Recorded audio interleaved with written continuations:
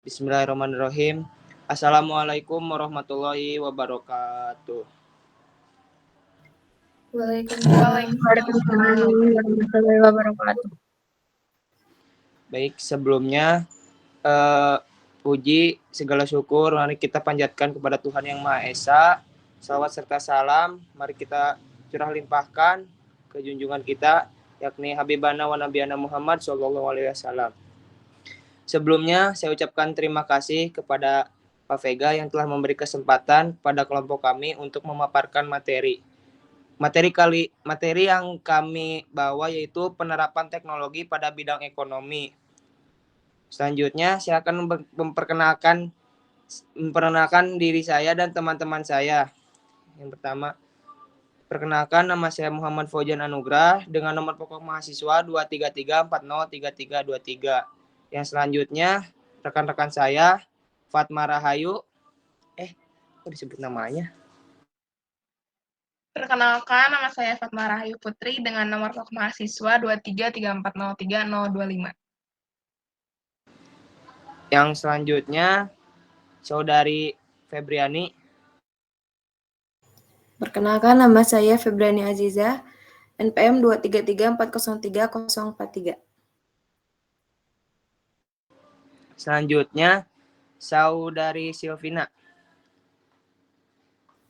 Perkenalkan, nama saya Silvina Ramadhani dengan NPM 233403109.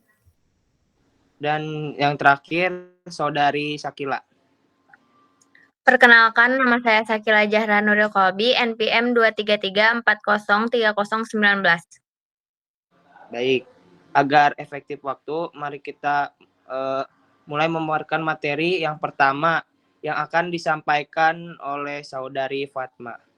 Untuk waktu dan kesempatannya saya persilahkan.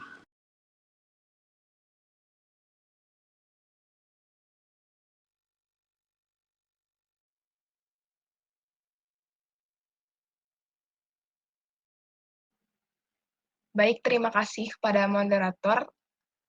Materi yang pertama yaitu pertumbuhan ekonomi di negara berkembang. Perkembangan teknologi memberikan dampak yang signifikan terhadap pertumbuhan ekonomi di negara-negara berkembang. Kemajuan teknologi, khususnya di bidang teknologi informasi dan komunikasi atau TIK, telah menjadi motor penggerak globalisasi dan pesatnya pertumbuhan perekonomian di dunia. Perkembangan TIK ini telah memungkinkan negara-negara untuk meningkatkan produktivitas dan efisiensinya, yang pada gilirannya menyebabkan tingkat pertumbuhan ekonomi lebih tinggi.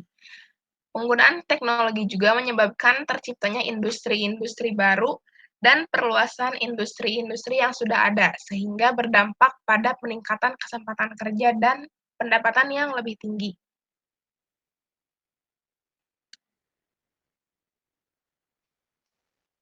Selanjutnya, materi yang kedua yaitu pertumbuhan ekonomi di dunia maju. Perkembangan teknologi informasi dan komunikasi telah menjadi perhatian setiap negara di dunia. Beberapa hasil studi empiris juga menunjukkan bahwa peran inovasi dan teknologi sangat penting dalam pertumbuhan ekonomi. Terkadang, teknologi baru juga pasti lebih efisien daripada teknologi lama, sehingga dapat meningkatkan perekonomian suatu negara.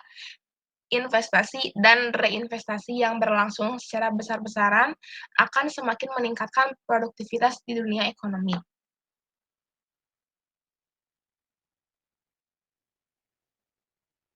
Selanjutnya, materi yang ketiga, peranan teknologi informasi pada sektor ekonomi. Teknologi informasi memiliki peran penting dalam sektor ekonomi. Teknologi informasi dapat meningkatkan efisiensi dan produktivitas dalam berbagai sektor ekonomi, seperti industri, perdagangan, dan jasa. Teknologi informasi juga dapat mempercepat proses bisnis, meningkatkan kualitas produk dan layanan, serta memperluas jangkauan pasar. Namun, penggunaan teknologi informasi juga dapat menimbulkan tantangan, seperti resiko keamanan cyber dan ketidaksetaraan akses terhadap teknologi informasi. Oleh karena itu, peran teknologi informasi dalam sektor ekonomi harus diimbangi dengan perkembangan sumber daya manusia yang mampu mengelola teknologi informasi dengan baik. Sekian pemaparan materi dari saya kembalikan kepada moderator.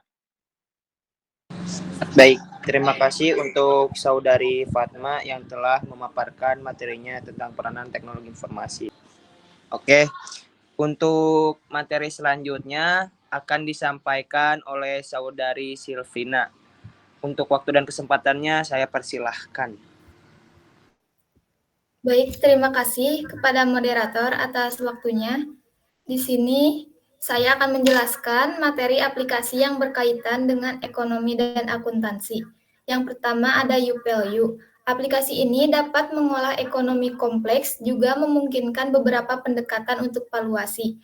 Yang kedua ada Spread Economic Data. Aplikasi ini dapat menyajikan secara teliti tingkat indeks harga, pertumbuhan PDB, dan lain sebagainya dalam bentuk grafis praktis.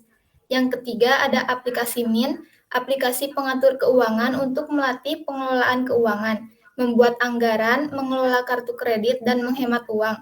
Yang keempat ada Journal by Mekari. Aplikasi ini menyediakan berbagai jenis software bisnis yang dibutuhkan perusahaan. Kemudian yang kelima ada Finansialku.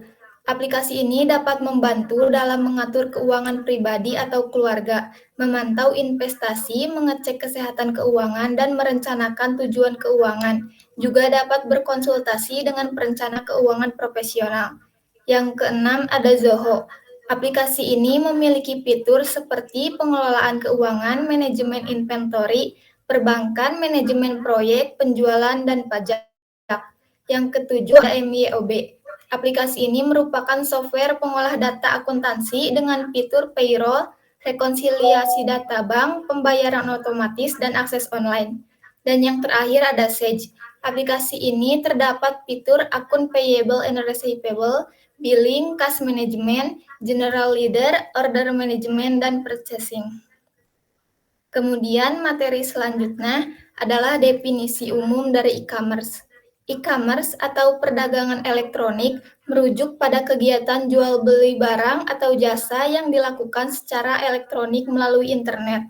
Ini melibatkan transfer data elektronik seperti transfer dana elektronik, pertukaran data elektronik, dan sistem manajemen inventories otomatis. E-commerce dapat melibatkan berbagai jenis transaksi seperti pembelian langsung dari konsumen ke bisnis atau B2C, bisnis ke bisnis B2B, atau konsumen ke konsumen C2C. Sekian materi yang bisa saya sampaikan, saya kembalikan kepada moderator. Baik, terima kasih untuk Saudari Silvina yang telah memaparkan dan menyampaikan materinya. Untuk materi selanjutnya akan dijelaskan dan dipaparkan oleh Saudari Syakila. Untuk waktu dan kesempatannya dipersilahkan. Baik, terima kasih kepada moderator. Di sini saya akan memaparkan materi mengenai jenis-jenis e-commerce. Yang pertama, e-commerce bisnis ke konsumen atau B2C. Yang kedua, e-commerce bisnis ke bisnis atau B2B. Yang ketiga, e-commerce konsumen ke konsumen atau C2C. Yang keempat, e-commerce sosial. Yang kelima, mobile e-commerce. Dan yang terakhir yaitu e-commerce lokal. Selanjutnya menjelaskan tentang dampak e-commerce bagi UMKM.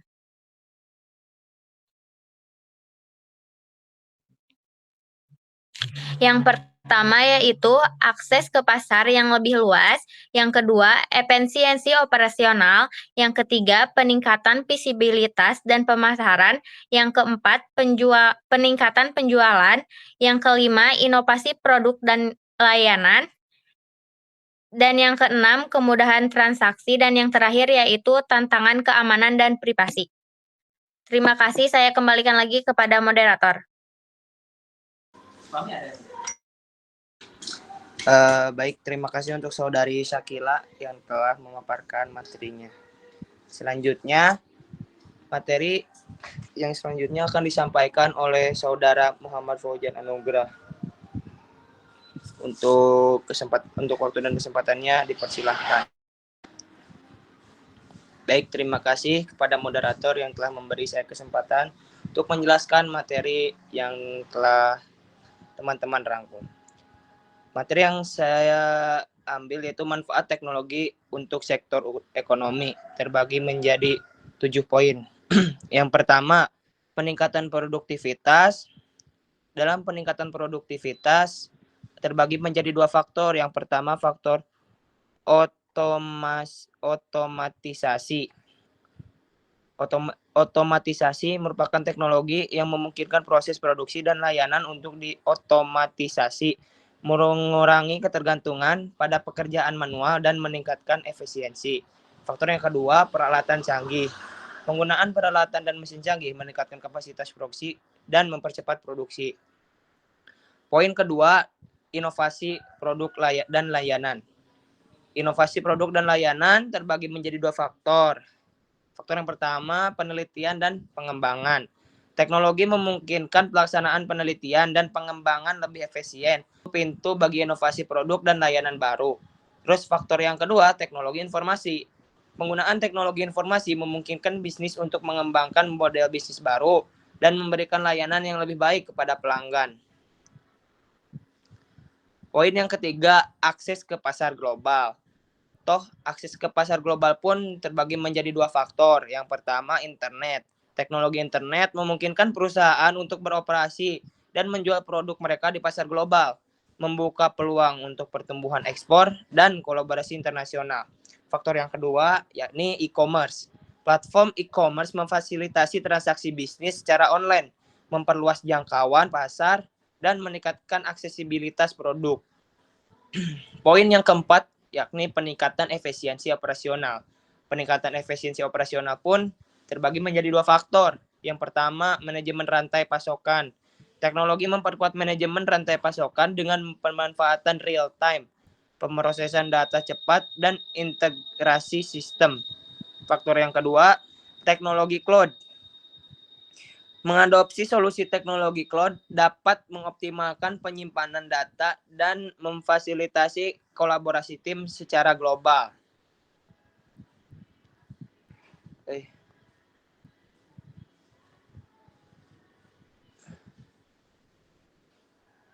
Untuk poin yang kelima, penyederhanaan proses bisnis terbagi menjadi 2 faktor, sistem manajemen enterprise atau disingkat ERP. Solusi ERP membantu perusahaan mengintegrasikan dan mengelola data dari berbagai departemen, meningkatkan visibilitas dan koordinasi. Faktor yang kedua, automasi tugas rutin. Mengotomatisasi tugas-tugas rutin dapat menghemat waktu dan sumber daya, memungkinkan fokus pada kegiatan yang lebih strategis. Poin yang keenam, menciptakan lapangan kerja. Terbagi menjadi 2 faktor, industri teknologi. Sektor teknologi sendiri menciptakan lapangan kerja baru, mulai dari pengembangan perangkat lunak hingga dukungan teknis. Faktor yang kedua, dapat indirect. Peningkatan efisiensi dan pertumbuhan bisnis yang didorong oleh teknologi dapat menyebabkan peningkatan permintaan tenaga kerja.